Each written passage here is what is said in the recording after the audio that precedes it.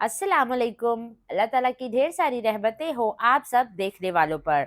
मैं हूँ दुआ और आज मैं आपके साथ शेयर करने वाली हूँ रमज़ान स्पेशल में स्ट्रीट स्टाइल दही फुल्की रेसिपी, या फिर आप इसको दही भलियाँ भी कह सकते हैं। दही फुल्कियाँ बनाना बहुत ही आसान है, लेकिन मैं इस वीडियो में आपको बताऊंगी कि आप दही फुल्कियों को एक्स्ट्रा जूसी और चटपटा कैसे कर सकते हैं।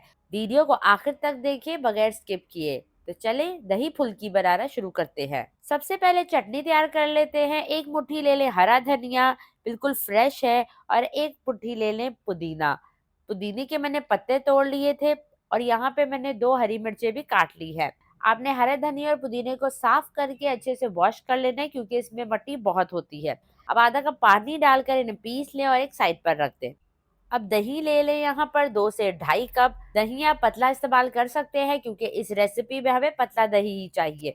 अब इसमें कुछ मसाले डाल दें। 1 टीस्पून कुटी लाल मिर्च, 1 टीस्पून भुना कुटा जीरा, 1 teaspoon chaat masala, half tea spoon पिसी काली मिर्च, 1 टीस्पून नमक, और जो हमने हरी चटनी तैयार की थी वो भी इसमें शामिल कर दें। हरी चटनी को मैंने आधा कप पानी डालकर पीसा है, ताकि हमारा दही जो है वो थोड़ा सा पतला हो जाए। अब आप इन सब चीज़ों को अच्छे तरीके से मिक्स कर लें, इतना कि दही की गुठली जो है वो ख़त्म हो जाए। सारी चीज़ों को अच्छे तरीके से मिक्स करने के बाद आप दही को रख दें 10 मिनट के लिए फ्रिज में, ताकि ये अच्छे तरीके से ठंडा हो जाए, क्योंकि ठंडा होने के बाद दही का फ्लेवर और ज़्यादा इन्हांस हो जाएगा। अब सबसे अहम बात, जब भी आपने दही भलियाँ लेनी है तो आपने इसे पानी में भिगोकर 1 घंटे के लिए लाज़मी रखना है। इससे क्या होता है कि ये पानी को पी लेती हैं और फूल जाती हैं, और फिर जब हम इसे हाथ में लेकर इस तरह से दबाते हैं तो इसके अंदर जितना भी ऑयल होता है वो निकल आता है, और फिर ये बहुत ही ज़्यादा हेल्दी हो जाती हैं। तो अब आप ये पानी देख लें, इसमें कितना ऑयल है जो हम मार्केट से भलिया लेते हैं। तो इस ऑयल को हमने निकालना है, क्योंकि ये ऑयल बिल्कुल भी हेल्दी नहीं होता है। अब एक नज़र इन भलियों को देख लें। आप देख सकते हैं कि ये फूल चुकी हैं। अब इनमें गुंजाइश पैदा हो चुकी है कि ये दही को या फिर जो भी हम रायता वगैरह बनाकर इसमें डालेंगे उसे सोक कर सके। तो अभी ये बिल्कुल फोमी हो चुकी हैं। ये प्रोसेस बहुत ही ज़रूरी होता है, इसी से असल फ्लेवर निकलता है। अब एक बड़ा सा बोल ले लेते हैं और इसमें 1 कप उबले हुए चने डाल देते हैं। चने दही फुल्कियों में बहुत अच्छे लगते हैं।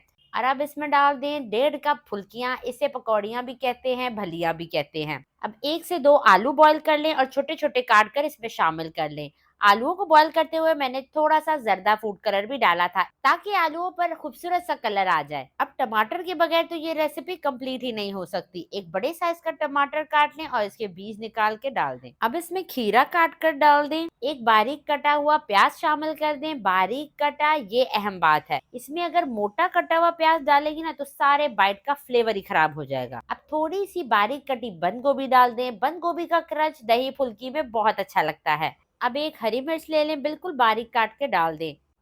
अब इसमें डाल देंगे थोड़ा सा हरा धनिया, थोड़ा सा पुदीना, क्योंकि हमने चटनी में भी शामिल किया है इसलिए इसमें थोड़ा सा ही जाएगा।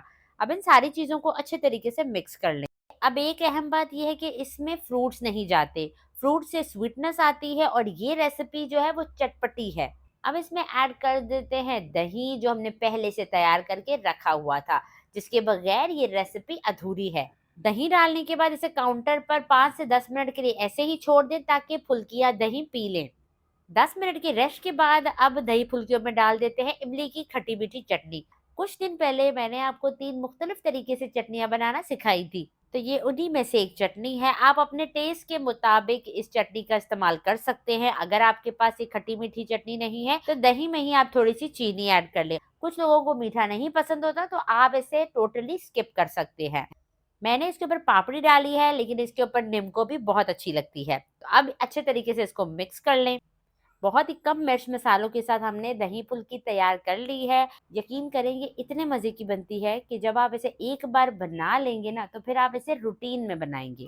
इफ्तार में अगर आप चाहते हैं ना कि कुछ झटपट बनाए और टेस्टी भी बने, तो ये रेसिपी बिल्कुल परफेक्ट है। तो रेसिपी को ज़रूर ट्राई करें और अपना फीडबैक भी लाजमी दें। अब इजाज़त चाहती हूँ। अल्लाह हाफ़िज़।